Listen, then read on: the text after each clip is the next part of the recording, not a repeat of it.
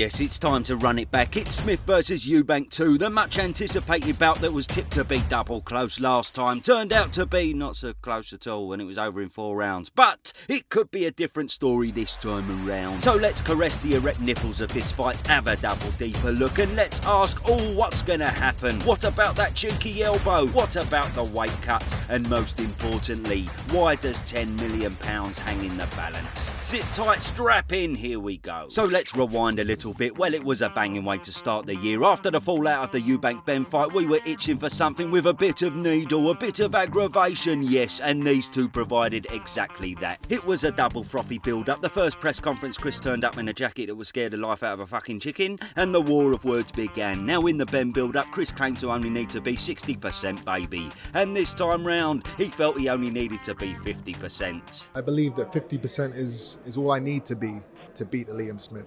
Yeah, looking back, that probably weren't the best thing to say, because it turned out he didn't even last 50% of the fucking fight. But still, he did rattle the cage of old Smithy, and things got personal in the final presser. Yes, Liam threw some taunts in about Eubank's sexuality, and Chris fired back about Liam's loyalty to his missus. I've been told by multiple sources that you cheat on your wife on the occasion, every occasion, you know, so... Bloody hell, it wasn't even allowed to be fully broadcast, and both men received fines. Granted, it was a bit below the belt, but fuck it, we all love to see it, don't we? Anyway, fight night rolled on and the pundits were conflicted. Many said Eubank, many said Smithy, but nobody predicted what would actually happen.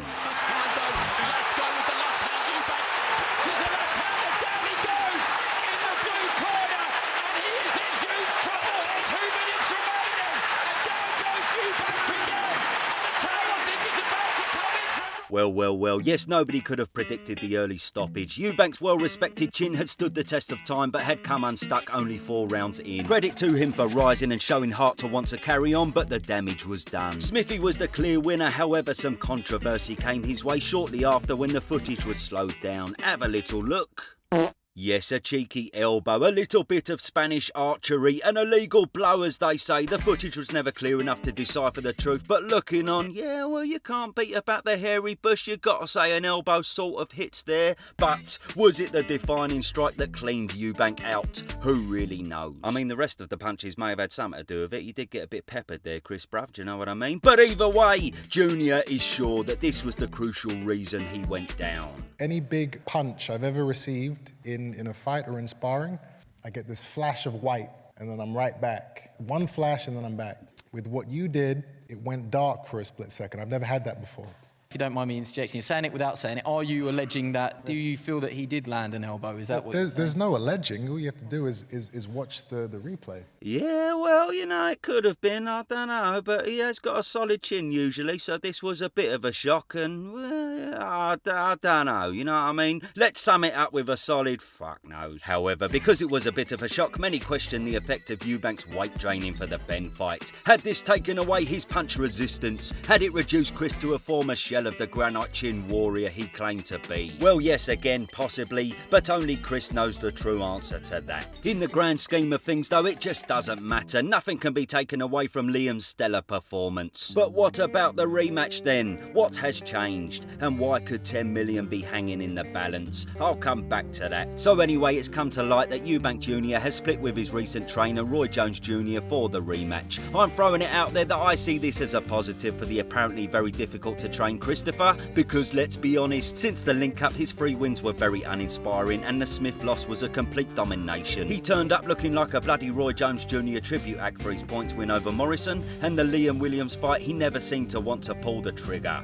On his bike all night and cozy into a jab-heavy victory. Never been halted and down again with another shot, and it was beautifully timed. Overall, it's simply been looking like a confusion of styles with Roy Jones. He seems unable to incorporate Roy's tuition with his own gritty fighting style. He's now apparently teamed up with double superb trainer Bomac, who comes off a phenomenal Terence Crawford win against Spence. But what can Bomac do in only a few weeks? Not a lot, probably. And at the end of the day, Junior will only ever be Junior. As we know, he just doesn't listen to trainers, which has taken him far enough, but probably the reason he's never reached world title contention. The Roy Jones Jones-Jr partnership seems to have achieved hardly anything in recent years, so the separation could end up being a good move. Bomac may help a little, but ultimately Chris needs to be able to do what he does best in the ring, simply being an out-and-out fighter. And this time around, you bet your cheesy bollock he'll probably do just that.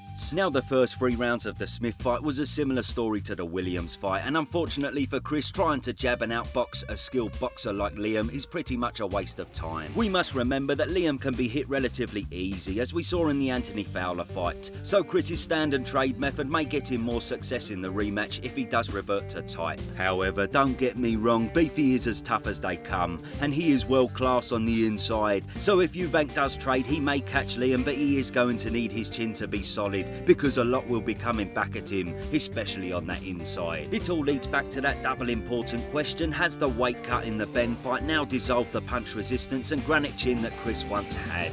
So assuming the new solo Eubank does go more all guns blazing this time around, it probably will be the same old story in the rematch if his chin really has gone. But if he is his usual tough self, first of all, it should be a ruddy good fight, but secondly, there may just be some shaky moments for Beefy in there, since he's no stranger to being hit. And now here is the nitty gritty stuff. In terms of what's on the line, as you can imagine, this fight is an absolute must win for Junior, because aside from the fact his hopes of a world title shot will be completely gone, more importantly for him, the prospect of that mega Connor Benn fight will probably be destroyed as well, along with a possible £10 million payday. Let me explain. So we've all heard the big news that Connor Benn has finally been cleared, even though there still are some creases to iron out. Quite a few fucking creases to iron out, if I'm honest. But regardless, you bet your bumhole that Connor will be looking to get back in the ring double soon. And should Eubank win, why would Connor and why would Chris go anywhere else? They sold out in seconds last time. They were set to earn over $3.5 million each without pay-per-view on top. But this time, the fight would be colossal. The Benn case, as we know, has had so much media attention in the past year, the whole world knows his name, and the intrigue to see his return will be huge, especially if he returns where it all fell apart last time against Junior. So an emphatic win would almost certainly open the door for the fight to be made. Junior is on the way out, and this would be his retirement fund.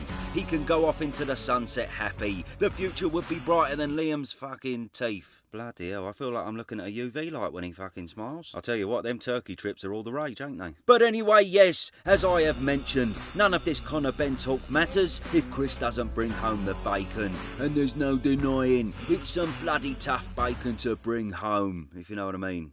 Because, like, yeah, it's a tough fight, isn't it? Now, unexpectedly, even with the result of last time, the odds are pretty tight, with Liam on the whole being slightly favoured. And if I had to call it, yes, I'd be giving Beefy the edge on the basis that Eubank possibly has been a bit flustered physically by the Benn fight, but ultimately because Liam is simply a better boxer, and equally tough, if not tougher than Chris. I have a feeling he may be able to handle what's coming back at him all night, and at some point he'll more than likely catch Eubank again. So Smith late stoppage or Smith points is where my double sexy self is heading. But who knows? As always, I've been known to talk more bollocks than Kevin Spacey's lawyer. But anyway, we shall see. I can't help it though, once again, I'm just treble frothy for it. It's a double naughty domestic dust-up with a bit of needle and everything to play for. So bring it on. Let me know what you think in the comments, because fuck me, you know I'm well interested in that. I fucking love you, legends. Lovely jubbly. Thank you, alright then, boss.